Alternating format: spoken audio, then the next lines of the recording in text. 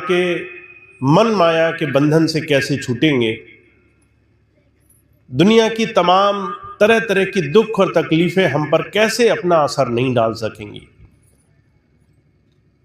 गुरुवाणी में बड़ा सुंदर लफ्जों में गुरु नानक देव जी महाराज ने कहा है, जैसे जल में कमल निरालम मुर्गाए निशाने, सूरज शब्द भव सागर तरिए नानक नाम बखाने। नानक वो नाम दे रहा है, गुरु वो नाम दे रहा है जो तुम्हें संसार में रहते हुए भी संसार के दुखों से ऊपर उठना सिखा देगा। आपको संसार के कष्ट हो और आपको ऐसा कुछ तरीका मिल जाए कि वो कष्ट होते होते भी आपको उसका असर ना हो। स्वामी जी कहा करते थे, जैसे बहुत तेज बारिश पड़ रही हो, आपके पास छाता हो, आपने छाता खोला, बारिश हो रही है पर आप उस बारिश से बच गए। उस बारिश की बूंदों, उस बारिश की तमाम प्रचंड धारा से भी आपको कोई तकलीफ नहीं हुई। ऐसे ही हमारे जीवन में नाम का महत्व है। कहा है, कलयुग में एक नाम अधारा, सिमर सिमर नर उतरस पारा। नाम का महत्व यह है कि जो इसे सिमरेगा, जो इसकी याद करेगा, जो मन के सिमरन पर नाम का सिमरन हावी कर देगा, वो दुनिया की तमाम परेशानियों से कैसे बचा जा सकता है, ये तरीका उसे आ जाएगा। अब आप देखते होंगे, नाम सिमरन का तरीका जितने भी लोगों ने जीवन में अपनाया, उनके दुनिया की तमाम चिंताओं का नाश हुआ है। आपका मन जो संसार की चीजों में उलझा हुआ है, उसे नाम के सिमरन से बचाया जा सकता है। और ये काम बहुत कम, बहुत बिरले, बहुत भाग्यशाली लोग ही कर पा रहे हैं। हर एक इंसान इस काम को नहीं कर पा रहा। अगर आप ढूंढने जाएं संसार में, लोग धर्म पे तो लगे हुए हैं, तीर्थ व्रत तो कर रहे हैं, उपवास कर रहे हैं, बड़े बड़े जतन कर रहे हैं, पर उसके बाद भी जीवन में शांति नहीं है। उसके बाद जीवन में कहीं ठहराव नहीं है। आस्था बहुत है कि हमारे अंदर उस प्रभु की दया हो जाए, पर हम लाख कोशिश करने के बाद भी जीवन में 2 घड़ी अपने जीवन में उस सही धारा से जुड़ने का तरीका नहीं जान पाते। अभी आपने देखा ही होगा, महाकुंभ का पर्व हुआ प्रयागराज में, करोड़ों लोगों ने श्रद्धा के कारण त्रिवेणी में जाकर स्नान किया, इस भाव से कि वहां स्नान करने से पाप कट जाएंगे, हमारे जन्मों जन्मांतरों के पाप दूर हो जाएंगे। परजूर कहा करते थे, इतना करने के बाद भी इंसान ये नहीं समझ पाता कि पाप जीवन में होता क्या है। अगर हमारे जीवन में सिर्फ किसी एक जगह जाने पर नहाने से पाप कट जाते, तो हुजूर एक बड़ी सुंदर बात कहा करते थे, अगर सिर्फ एक जगह जाकर के पाप धोए जा सकते थे तो सिर्फ प्रयागराज आने जाने का खर्चा लगा हमारा। वहां गए, पाप धोआए, फिर पाप करने में कहां बुराई रह जाएगी। जितने पाप करो, क्योंकि पाप धोने के लिए सिर्फ एक टिकट ही तो लेना है।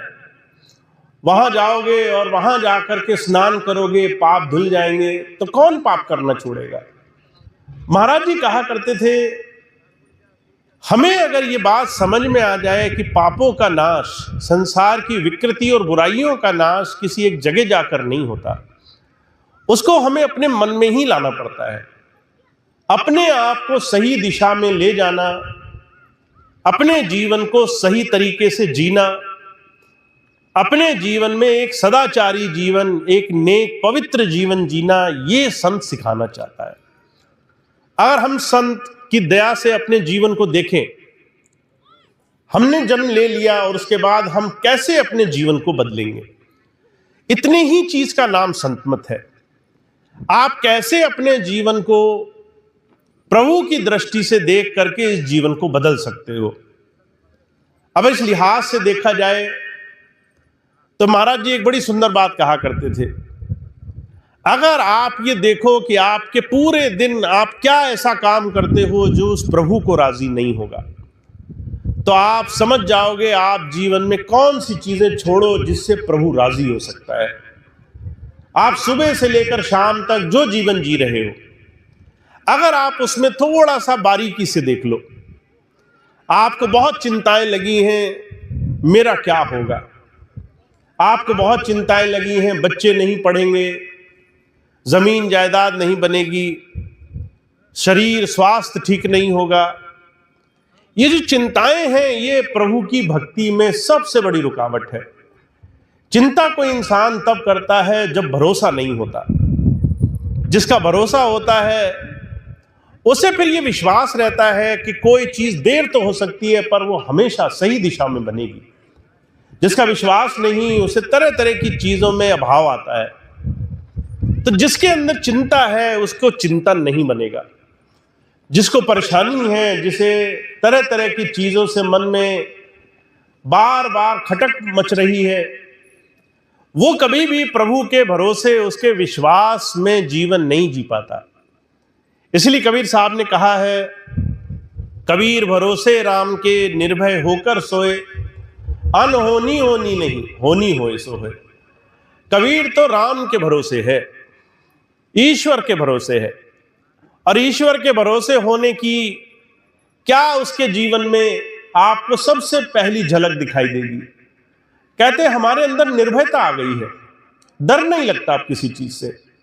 हमें पता है जो भी होगा वो प्रभु के भाड़े में होगा। अगर अच्छा होगा तो भी वही होगा जो परमात्मा ने हमारे लिए लिखा हुआ है। अगर कोई चीज अच्छी नहीं भी हुई तो भी प्रभु के भाड़े में है। हमें जब ये पता है कि परमात्मा सारी चीजों के ऊपर है, तो कबीर साहब कहते हैं मुझे विश्वास और भरोसा बन रहा है। मेरा भरोसा, मेरा विश्वास सिर्फ अपने प्रभु पे बन रहा है। वो कभी मेरा अनिष्ट नहीं होने देगा। अगर मुझे जीवन में कुछ मिलना तय है वो मिलेगा। अगर कोई काम मेरे लिए उचित नहीं है, कोई चीज मुझे मिले और उससे मेरा नुकसान होगा, तो वो प्रभु मुझे मिलने भी नहीं देगा, उस चीज से भी मुझे बचा कर रखेगा। ये दोनों ही चीजें भरोसे के एक बहुत बड़े स्तंभ का काम करती हैं।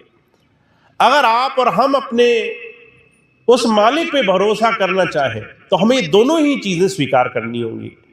जब कुछ बनेगा वो तो हमें स्वीकार होगा, पर जो चीज नहीं बनेगी, जो चीज हमारे हिसाब से नहीं होगी, वो भी हमें स्वीकार करनी होगी।